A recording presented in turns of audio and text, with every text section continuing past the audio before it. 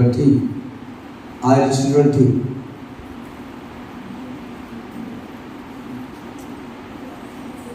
ఇరవై ఆరాధనలో మనం ఉన్నాం. చాలా ప్రాముఖ్యమైనటువంటి విషయం. ప్రపంచంలోనే సమరయ స్త్రీ అనేటువంటి అంశం తెలియని వాళ్ళు లేదు. అనేక సార్లు దైవజనుల నుంచి ఆ యొక్క సందేశాన్ని మనం వింటూ ఉంటాం. దేవుని పరిచయంలో మొట్టమొదటిగా మనం చూసినటువంటి వ్యక్తి యెహోషువ పరిచర్య మనం చూసాం. తను ఎంత బాధ్యతగా దేవుడు ఇచ్చిన బాధ్యత నెరవేర్చాడు ఇశ్రాయేలు నడిపించడంలో. రెండవ పరిచర్య యెషయా పరిచర్య బిడ్డ ద్వారా విన్నాం. ఆయన 4 భాగాలుగా పాపాన్ని ఒప్పుకునే విషయంలో కానీ, పశ్చాత్తాప పిలుపు, మెస్సియా ఎవరో, ఆయన రాజ్యం గురించి మనం విన్నప్పుడు మన యొక్క హృదయంలో కలిగించబడే యెషయా పరిచర్య. ఒక్కసారి ప్రసంగం చేస్తే 100 మంది మారారు. యెషయా పరిచర్య. మూడవది సమరయ స్త్రీ. మధ్యలో ఉంటారు కదా, అమ్ముల ప్రిస్కిల్లా. వారు చెప్పే పద్ధతి మరి భార్య భర్తలు ఇరువురు కూడా model pair in the Bible. భార్య భర్తల లిస్టులో వారికి మాదిరి జీవితాన్ని జీవించిన వారి పరిచర్య. ప్రాణాలైనా తెగించారు, ప్రాణాలైనా అర్పించిన పరిచర్య విన్నాం. 4వదిగా ఈ దినాన మరి సమరయ స్త్రీ అనేటువంటి పరిచయం చూద్దాం. బైబిల్ గ్రంథం నుండి చదవబడిన వాక్య భాగంలో కీర్తన గ్రంథం 114వ కీర్తనలో ఒక మాటను మనం చూస్తున్నాం. 114వ కీర్తన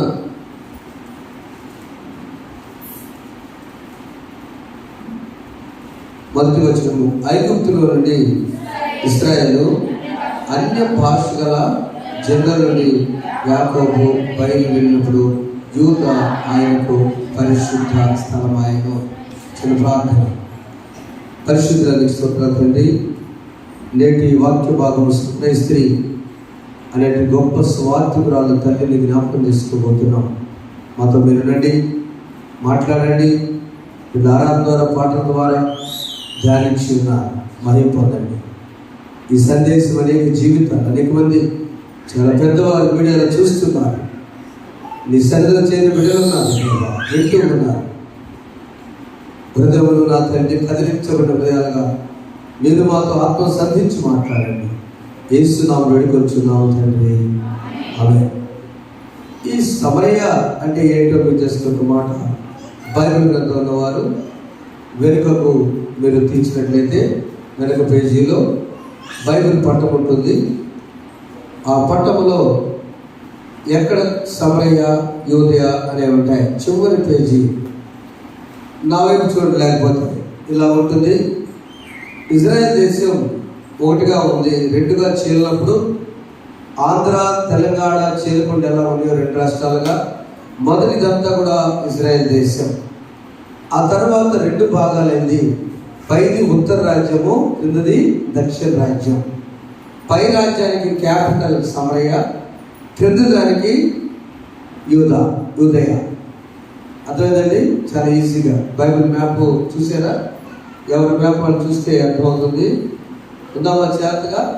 యూదయ పైన సమరయ, కింద యూదయ.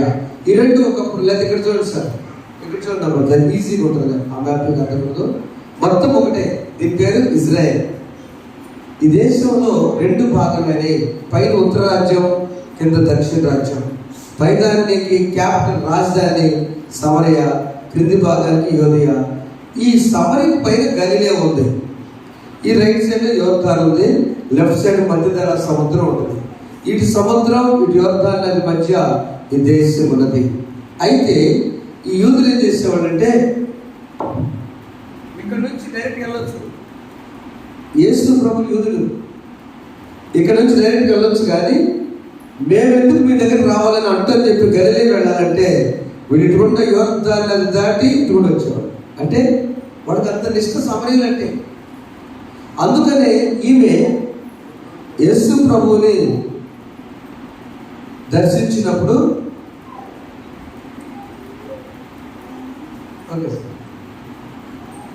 ఈ 2గా చీలిన తర్వాత పై రాజ్యమేమో సమరయ, ఇజ్రాయెల్ దేశం కింద యూదయ. వీరికి ఎంత నిష్ఠ అంటే యూదులకి చాలా నిష్ఠగా ఉంటాడు. అందుకని చూడండి, చదవబడిన వాక్య భాగంలో ఆమె యొక్క జీవితాన్ని మనం పరిశీలన చేసినప్పుడు 6వ వచనము 5వ వచనంలో యాకోబు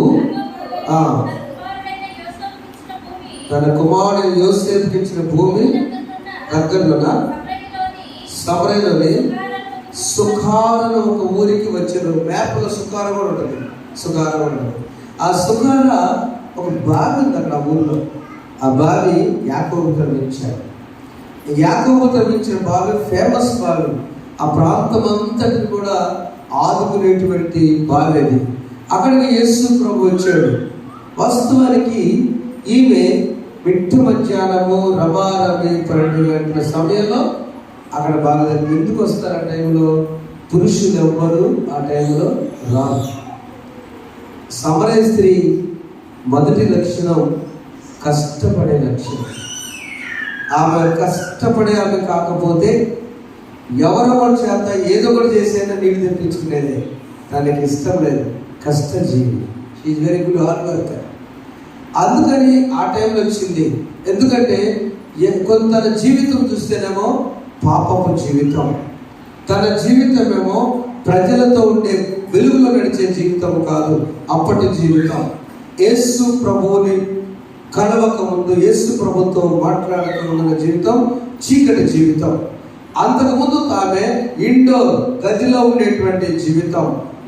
తన యొక్క జీవితం అంతా వేదనకరమైన జీవితం. ఆ పరిస్థితులలో ఆమెకు సమయం వచ్చింది, తన జీవితం బయటపడే సమయం వచ్చింది. ఆ రోజే యేసు ప్రభు ఆ ఏరియా వెళ్ళవలసిన పరిస్థితి వచ్చిందని ముందు భాగంలో ఉన్నది. చదవండి 4వ అధ్యాయంలో ప్రభువు ఊహించని రీతిగో 4వ వచనము, ఆయన సమరయ మార్గంలో వెళ్ళవలసి వచ్చెను. ఆ రూట్ మ్యాప్ ఆయన ఏం చేస్తే ఒక కనాను స్త్రీ కోసం ఆ రూట్ వెళ్ళాడు.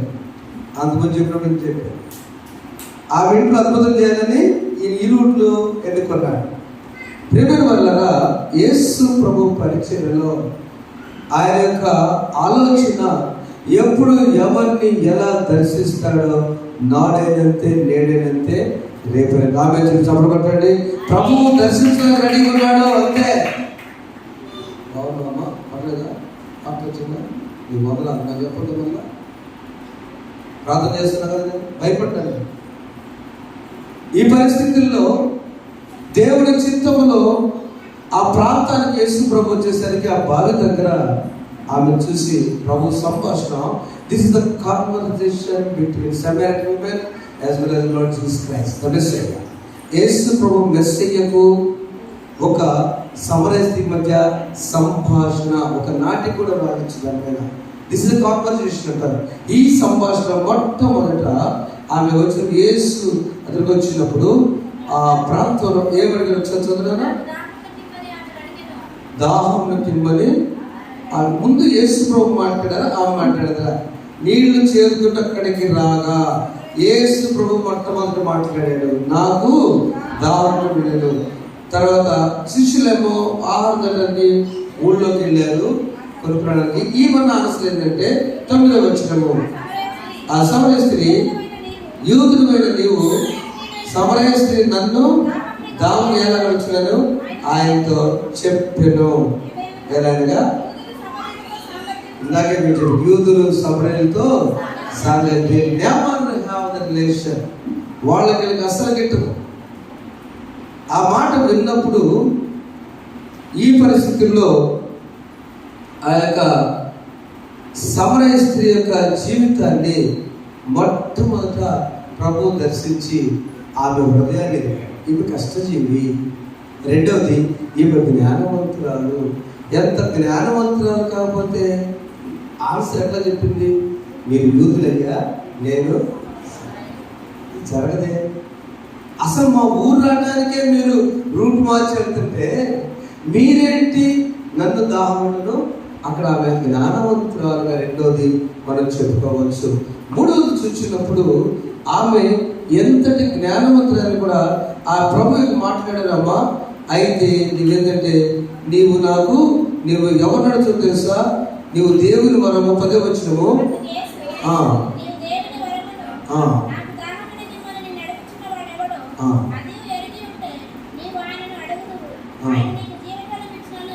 అసలు ఇక్కడ మాట్లాడుతున్న ఎవరో తెలిస్తే నువ్వు ఆశ్చర్యపోతావు అమ్మా అని ప్రభు అన్నారు. మరి ఆమె ఆలోచించిందంటే అప్పుడు ఆ స్త్రీ, అయ్యా ఈ బావి లోతైనది, చేతులు నీకేమీ లేదే, ఆ జీవజలము ఎలాగ నీకు దొరుకును? తాళ్ళు కానీ పశువులు కానీ ప్రయాణించిన మా తండ్రి యాకోబు కంటే నువ్వు.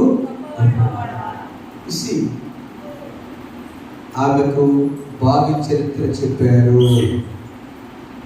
బావి చరిత్ర తెప్పుదాం ఏమంటది? మా యాకోబు బావి మా పుత్రుడని యాకోబు త్రవ్వాడు, అంతకంటే గొప్పడువా అంటుంది. ప్రభు బహుశా నవ్వుతుంటాడు. ప్రభు బహుశా. రెండవది జ్ఞానవంతుడు. మొదట ఆమె చెప్పండి ఏంటంటే కష్టజీవి. రెండవది జ్ఞానవంతుడు. మూడవది ఆమె ప్రభు దగ్గర వచ్చానగానే నేను ఎవరో తెలిస్తే నువ్వు ఆశ్చర్యపోతామా, నేను ఇచ్చి నిన్ను త్రాగువాడు చదువు. అందుకు యేసు ఈ నీళ్లు త్రాగు ప్రతివాడును మొదట ఎన్నటికి మన ఎన్నటికి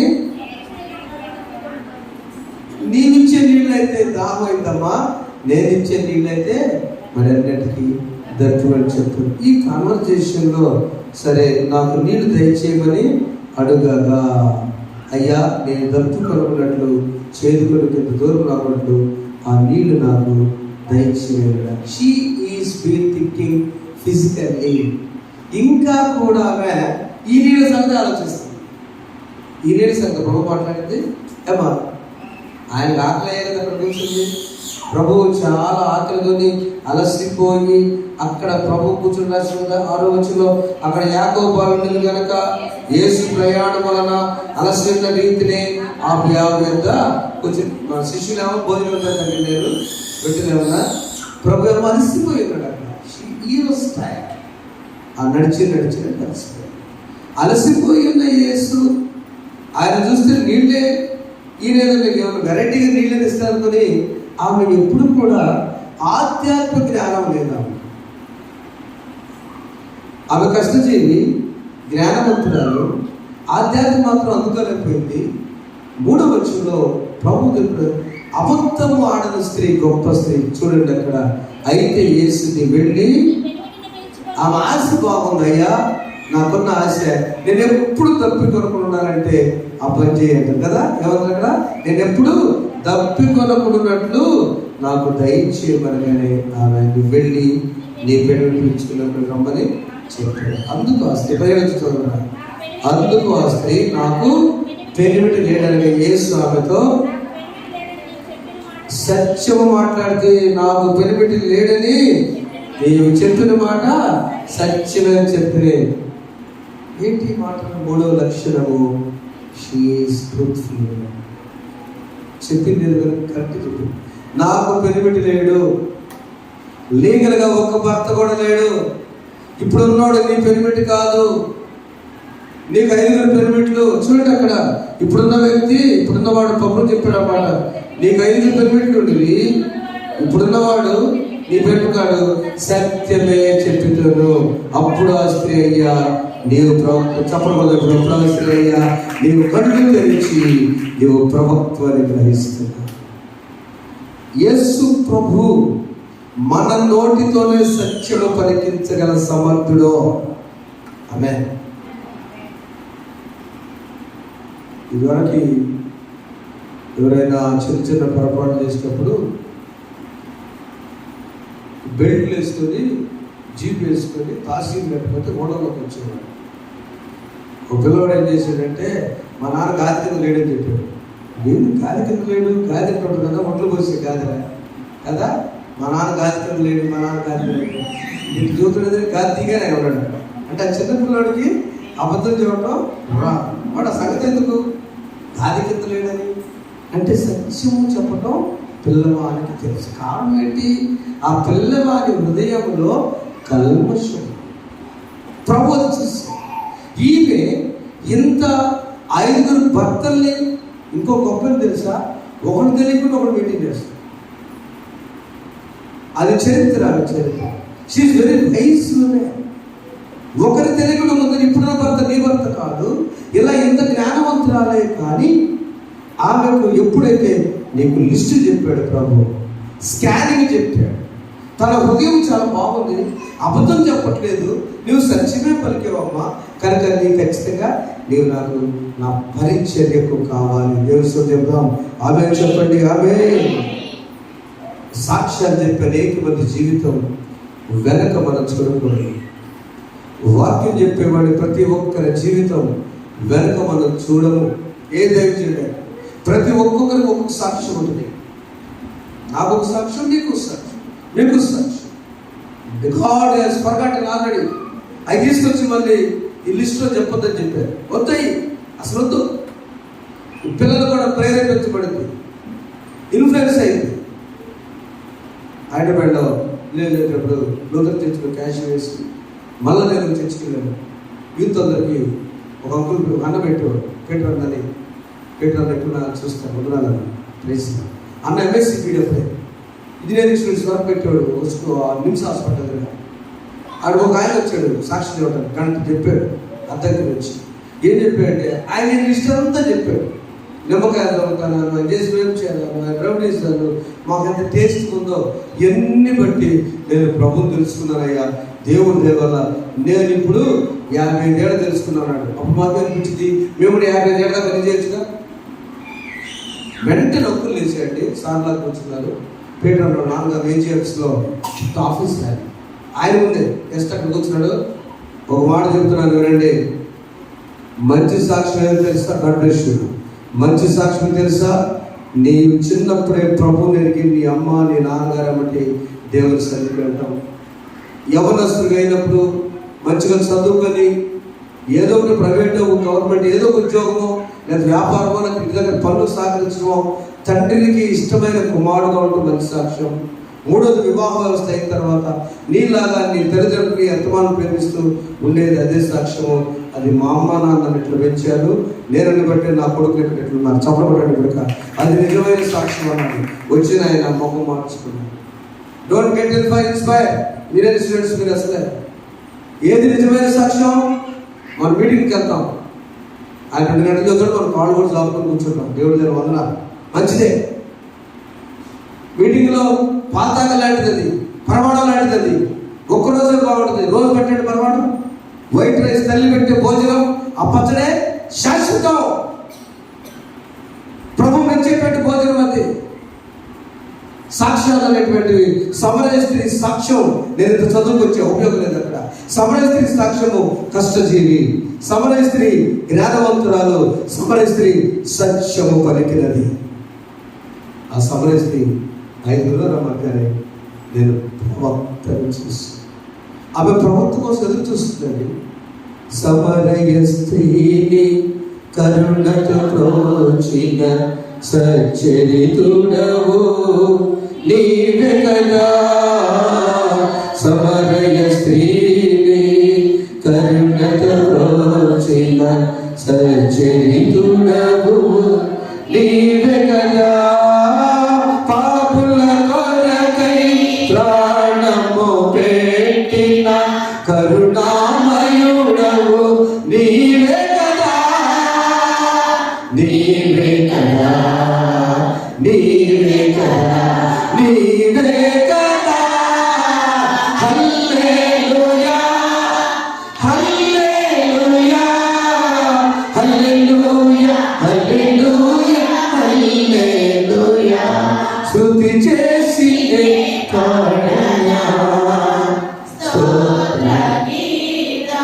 స్తుతి కాదు, శృతి. రేడియోలో ఇట్లా జాగ్రత్తగా వివిధ భారత వాణిజ్య ప్రసారాన్ని ఆ రేడియో జాగ్రత్తగా తీసుకెళ్ళి ఆ ముళ్ళు కరెక్ట్గా ట్యూన్ చేసుకోవాలి. అంతే కదా సార్? ట్యూన్ అంటారు దాన్ని. గిటార్ కూడా అంతే. గిటారు నా రాత్రి గిటార్ షమ్మి వాళ్ళు వచ్చి జాగ్రత్తగా ఒక్కరిస్వామి డాడీ గ్యాస్లో గిట్ పెట్టు ట్యూన్ చేసుకుంటుంటారు. ట్యూన్. నీ లైఫ్ స్టైల్ని, విశ్వాస జీవితాన్ని ట్యూన్ చేసుకోవాలంటే సరి చేసుకోవాలి. అవే సరి చేసుకుంటారు. సమరస్తి సరి చేసుకో, శృతి చేసుకో, ట్యూన్ చేసుకో. నాలుగోదిగా ఆమె ఎప్పుడైతే మాట ఉందో ఆమె ఎలాంటిదంటే 25వ వచనము, ఆ స్త్రీ ఆయనతో క్రీస్తనబడిన మెస్సయ్య వచ్చునని నేను ఎరుగుదును. చాలా పైగా ఆయన వచ్చినప్పుడు మాకు సమస్త ఎదురుగా ఉన్నవాడు మెస్సయ్య తెలియక ప్రభువుకి ఎంత సంతోషపడ్డాడంటే ఆ కాన్వర్జేషన్లో. అయ్యో, ఆకలితో వచ్చిన ఆయన, అలసిపోయి వచ్చిన ప్రభు, దాహముతున్న ప్రభు, ఈ ఆధ్యాత్మిక దాహముతున్న ఈ నా సహోదరి నాకు తెలుసయ్యా. మన అర్థం ఉందా? నాకు తెలుసయ్యా, ఎవరైనా ఒక క్రీస్తువుల మెస్సయ్య వస్తాడని నాకు తెలుసు. 4వ సత్యం లైఫ్ స్టైల్ ఏంటి చెప్తుంది. పైగా ఆయన మనకు అన్నీ చెప్తాడు. This is the problem of juice. ఈనాటి యూదులు కూడా, ముస్లిం సహోదరులు కూడా ఇక్కడ అయిపోయారు. ఈ పాయింట్ మెస్సయ్య వస్తాడు, ఆయన మేఘాల మీద వస్తాడు. పరిశుద్ధుడు అంటే ఆయన ఏమన్నారు? ప్రభు యేసు నీతో మాట్లాడుచున్న నేనే ఆయనని ఆమెతో ఆశ్చర్యం. వెంటనే ఆమె ఇంతలో శిష్యులు ఈ 39 చదువురా, నేను చేసినవన్నీ నాతో చెప్పినని సాక్ష్యం ఇచ్చిన స్త్రీ యొక్క మాటను బట్టి ఆ ఊరిలోని అనేక సమయాలు ఆయన విశ్వాసముంచి. ఎంత ఆశ్చర్యమా! యేసు ప్రభుకు ఆట కూడా అయిపోయిందంట. ఈ బ్యాచ్లో ప్రాణులు వచ్చారు. ఏవతో మాట్లాడేసరికి శిష్యులందరూ వచ్చారు. ఆ శిష్యులు వచ్చి 31వ వచనంలో ఆమె ఊర్లోకి వెళ్ళిపోయింది. అలాగ శిష్యులు బోధకుడా భోజించిన అందుకు ఆయన భుజించుటకు మీకు తెలియదు నాకు ఉన్నదని వారితో చెప్పగా, ఏదైనా తిన్నా మీద ఆయన ఎవడైనా ఏమో తెచ్చినేమో చదువుకుంటాడు. తర్వాత 33 వచ్చిన ఏముంది? ఆయన భుజికి ఎవడైనా ఏమైనా తెచ్చినామని ఒకరితో చెప్పుకుంటే యేసు వారిని చూసి, ఓ పిచ్చి శిష్యులారా, నన్ను పంపిన వారి చిత్తము నెరవేర్చుటయో ఆయన పనితో గుర్తించుటయో నాకు ఆహారం. My food is fulfilling my father's will.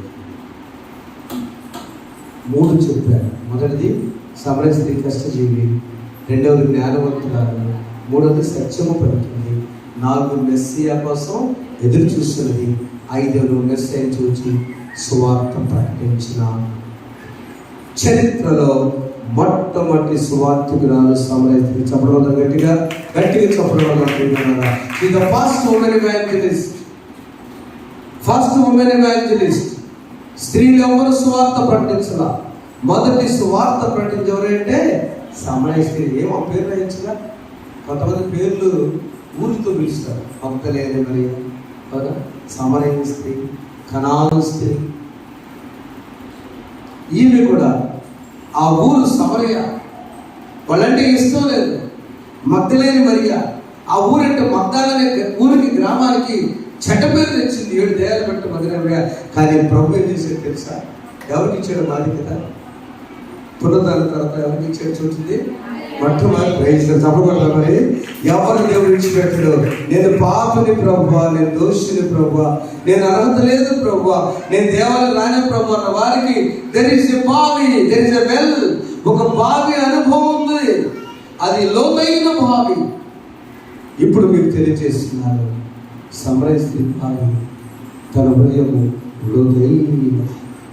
దీనిలో నుంచి ప్రభు కావాల్సిన రాకుంటే నీ దగ్గర చేస్తాడు భయ్యా, నీ దగ్గర ఏమి లేవు, నా లోతును నువ్వు లాగాలంటే నీ వల్ల కాదు. బహుశా ప్రభు అనుకున్నాడు, పిచ్చిదానా, ఈ బావి కూడా నా తండ్రి అయినా దేవుడే నీ యాకోబుకి ఇచ్చాడు.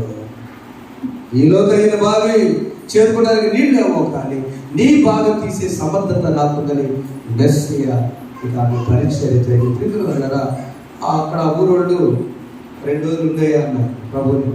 2 రోజులు నా చేతులు నెరవేర్చాలని ఆ శ్రవణంతో వచ్చి జనవంతం చదువుతారా అనేకులు ఆయన విశ్వాసం ఉంచి 40 సమరయులు ఆయన ఎదుకు వచ్చి తమ ఎంత ఉండుకొని ఆయన వేడుకలు కనుక ఆయన 2 దినాలు ఉండేను. 41 వచ్చినాము.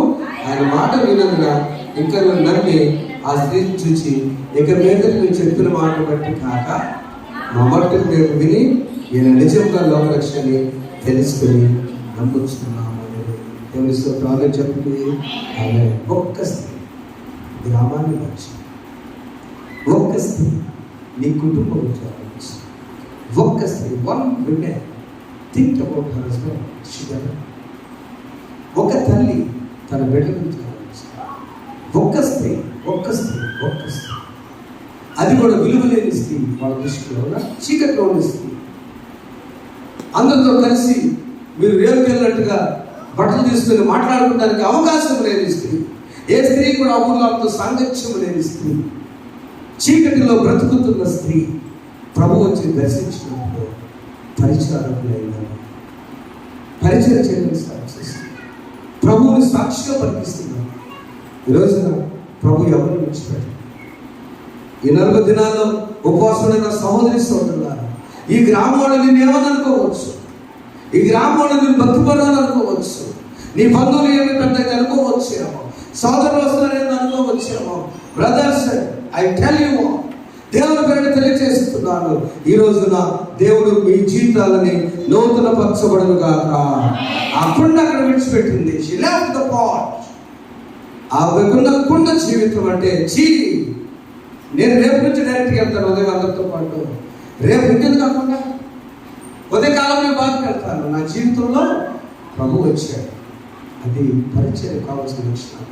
కష్టపడాలి. రెండవది, జ్ఞానవంతంగా ప్రవర్తించాలి. ఎక్కడ పడితే అక్కడ మనం మాట్లాడకూడదు.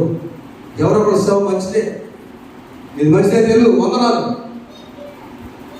నువ్వు ఇంకో దేశాలంటే వెళ్ళి సంతోషమే. చదువు లేని పామరుల దగ్గర అమ్మగారు చెప్తున్నాను, నేను డైరెక్ట్ చెప్తున్నాను మీకు. దేవాలయం అంటే కట్టబడింది. 4 పిల్లర్స్ వేసి ఒక మేకప్ వేస్తే అది మాల్ అంటారు, డిమార్ట్ మాల్ అంటారు, అంతే. మీకు అర్థమైందో లేదు? అవునండి, ఎవరు కరెక్ట్ సార్? దేవాలయం అంటే పునాదులు వేయాలి. దేవాలయం అంటే సులభంలో దేవాలయంలో బంగారు తీసుకొచ్చి సిమెంట్ ఆ రోజు సున్న వేశారు. చార్మినార్ కట్టారంటే కోడిగుడ్డు సొనతో కట్టారు. చాలా డిస్కషన్ చేసుకున్నాం దూర ప్రాంతం నడుస్తూ. మన మందిరాలు అది దేవాలయాలు. మందిరం అంటే ఏంటంటే దేవుని మందిరమే కావచ్చు కాక. మందిరం అంటే ఏదో టకటకేస్తారు, టకటకపోతారు పొంగుమనిలాగా. దేవాలయం మిషనరీలు కాచి, కన్నీరు కాచి, నీకు చదువు లేనప్పుడు, హాస్పిటల్ లేనప్పుడు, ఇది తీసుకొచ్చినప్పుడు సమరయ స్త్రీ జీవితాన్ని ప్రేమతో మార్చినటువంటి మిషనరీస్ ఏడకుండా చూసుకోండి. నా సోదరి సహోదరుల కన్నవాటిని విన్నవాటిని యేసుని గురించి మెస్సియాను కనుగొనాలని ఆమె చెప్పినది. ప్రార్థన చేసే స్త్రీలు చాలామంది ఉంటారు. అదొకరు సందేశం ఇస్తుంది. ప్రార్థన చేసే స్త్రీలు, మాట వినే స్త్రీలు, ప్రవచించే స్త్రీలు, పరిచయం చేసే స్త్రీలు, సువార్త ప్రకటించే స్త్రీలు. దేవుడు ఎప్పుడు ఏ విధంగా ఉన్నాడు సహోదరు? ఒక మాట చెప్తారు, అమ్మగారి చెప్పారు.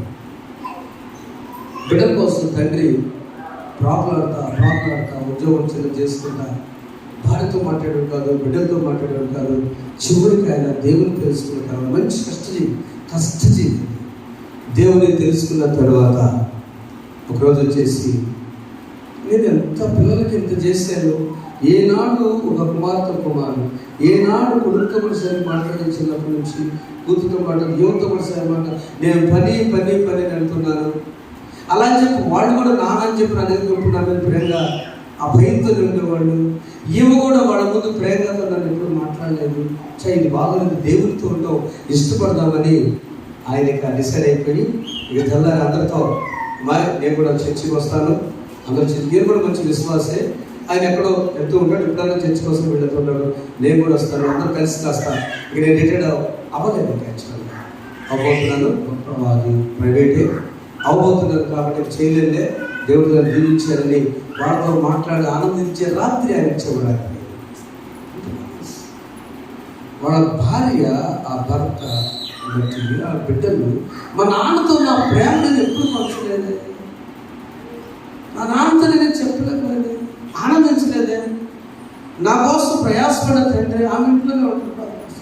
ఎక్కడి నుంచి వస్తే నీకు దేవుని సన్నిధి తప్ప ఈ లోకంలో ఎక్కడ కలిసి వచ్చే అవకాశం? చదవబడుకోండి, గట్టిగా చదవబడి. దేవుని సన్నిధికి నీవు, నీ భర్త, నీ భార్య, నీ బిడ్డలు వచ్చిందే అప్పుడన్నా తయారుగా కానివ్వండి, ఆనందిద్దాం. గేదెలు పెట్టుకొని ఏ నాడు చర్చ ఇష్టపడిన వ్యక్తి పిల్లలు రెడీ చేస్తున్న ఉదయాన్ని నుంచి కానీ త్వరగా ఏదో పెట్టుకుంటారు. నాకు ఆశ్చర్యం. ప్రభుత్వ ప్రియుల ఎక్కడి నుంచి వచ్చింది ఇదంతా? సమరయ స్త్రీ జీవితాన్ని మార్చిన దేవుడు మనల్ని కూడా మార్చట్లేదా? మన జీవితాన్ని మలుపు తిప్పట్లేదా? మనల్ని ఆనందింప చేయట్లేదా? మన యొక్క భవిష్యత్తు నుంచి ప్రభు ఆలోచించలేదా? ఇప్పుడు ఆమెకు అయిందా? అవ్వలు ఎవరి పేరు మనకు తెలుసా? ఆ పేరు తప్ప. ఈ రాత్రి కాల సమయంలో ఒక సహోదరుగా చెప్తున్నా, మన జీవితాన్ని నా పాత్ర ఏంటి ప్రభు? సహోదరుగా, కుమార్తె, సోదరులారా, కుమారులారా, నా పాత్ర ఏంటి? చీకటి నుంచి బయటపడాలి, చీకటి జీవితం బయటపడాలి, ఏ సులువైనటువంటి బయటపడాలి. అలా నడిపించడానికి పరిశుద్ధాత్మ మనకు సహాయం చేయగాక.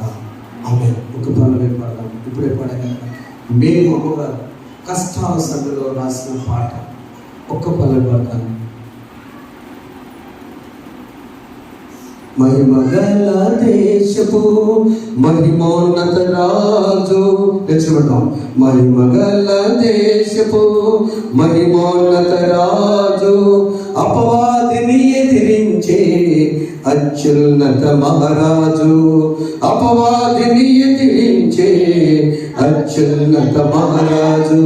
జై యేసు రాజా, జై క్రీస్తు రాజా, జై ప్రేమ రాజా, జై శాంతి రాజా, జై యేసు రాజా, జై క్రీస్తు రాజా, జై ప్రేమ రాజా, జై శాంతి రాజా.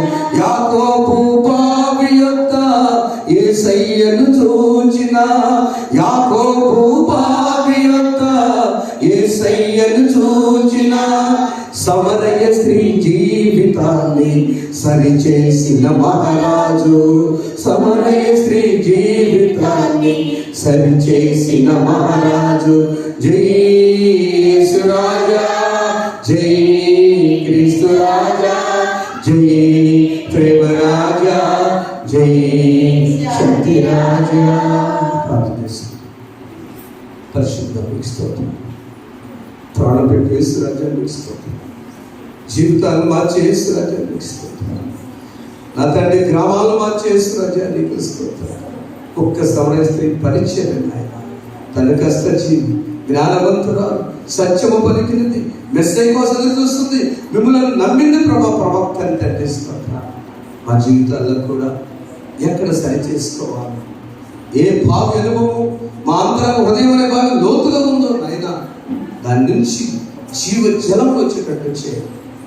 మేము ఎక్కడ పరిస్థితి చేసుకొచ్చి చిన్న బిడ్డలందరినీ దీవించాలి.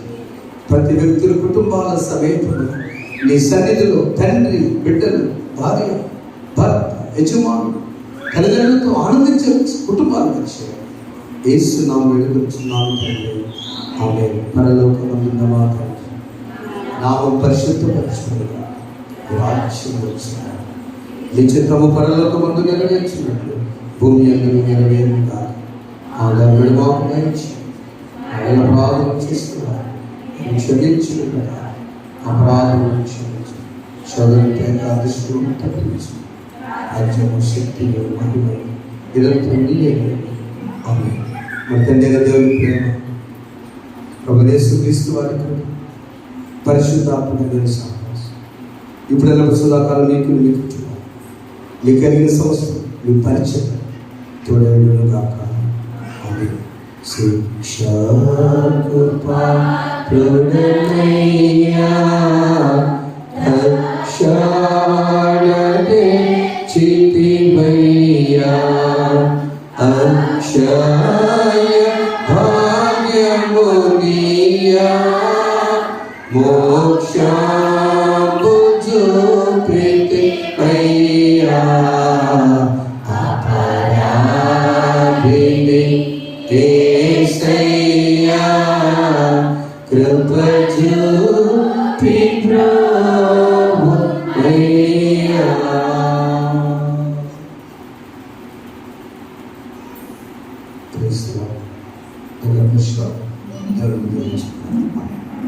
రేపటికి సోదరి విజయకాంత్ రామారెడ్డి పార్టీ వెళ్ళినప్పుడు